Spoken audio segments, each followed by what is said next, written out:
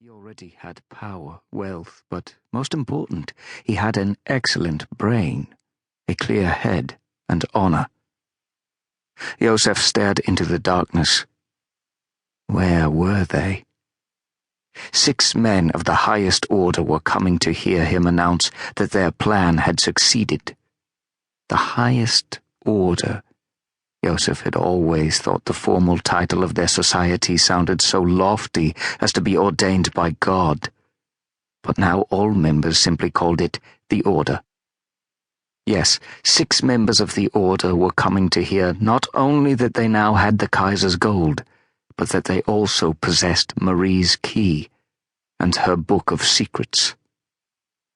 Yes, they'd won. They would deal the Kaiser a death blow, and they would raise a toast to Marie, magnificent Marie, architect of a weapon so powerful the one who owned it would rule the world.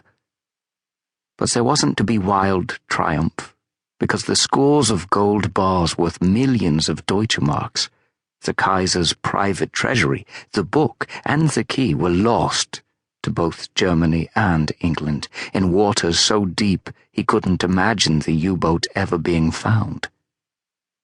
In England's hands, having the gold would cripple the Kaiser's war, but having Marie's horrifying weapon would deal a death blow.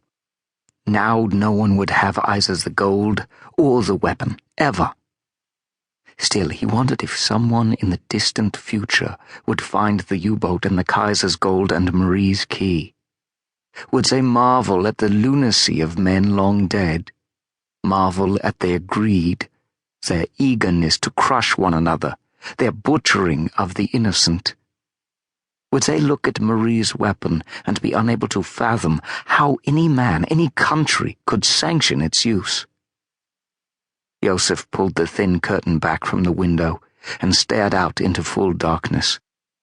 There was no moon, and the few stars shimmered off the ground fog covering the field beyond the cottage. The men would leave their cars hidden and come into the cottage one by one. The Order was always careful, rabidly so in wartime. Soon now. Joseph looked over at the trundle bed in the corner, at his son, Leo, exhausted from his ordeal, still in shock. At last, he was sleeping soundly, legs pulled up against his chest, one thin arm dangling over the edge of the cot, the small white hand open. Joseph felt such fear, such love, that for a moment he couldn't breathe. If his son had died, it would have been his fault.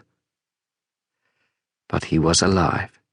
He'd survived the hellish trip from Berlin to Scotland, the spectre of death constantly riding on his small shoulders. Joseph prayed Leo had understood all he'd told him on their trip from Scotland to William Pearce's cottage, understood that what his father and the other men had tried to do had been for him, for all the children of this useless, bloody war.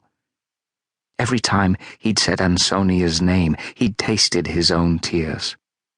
And when he was through talking, the tears shiny on his cheeks, Leo had slipped his small hand into his father's and whispered, "Before we left her, Mama told me you were a hero. Now I understand why. What will happen now, Papa?" Joseph was humbled. He had no answer. He looked out the window again. He saw a shadow running across the field, and another. Wraiths in the night, the darkness bleeding around them. They would stagger their arrivals, each coming from a different direction, a few minutes between them. 6 men, dressed in black, weapons at their sides. 3 carried Webley 455 marks, standard issue, and 2 had Mauser C96s tucked in their holsters. They were prepared for anything, even though they should be safe enough here in a small cottage deep in the Cotswolds, expecting to hear news of their triumph. The first man stopped, whistled loudly through his teeth in a poor imitation of a whippoorwill.